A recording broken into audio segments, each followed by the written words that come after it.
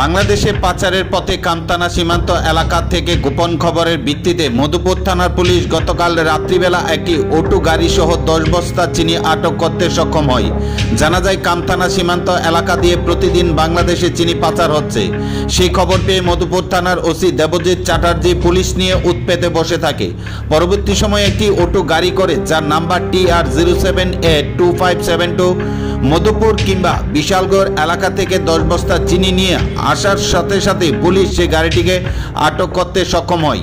এদিকে মধুপুর থানার ওসি জানান, পুলিশের টের পেয়ে গাড়ির মালিক কিংবা পাচারকারী গাড়ি থেকে সেখান থেকে পালিয়ে যায়। এদিকে পরবর্তী সময়ে মধুপুর থানায় সে অটো গাড়িটি এবং চিনির বস্তা নিয়ে আসে। পরবর্তী সময়ে শুক্রবার বিকেল 3:30 অটো সহ চিনি বিশালগড় মহকুমা আদালতে সোপর্দ করা হয় এবং অটো গাড়ির নাম্বার থেকে মালিকের বিরুদ্ধে একটি মামলা নেওয়া হয়।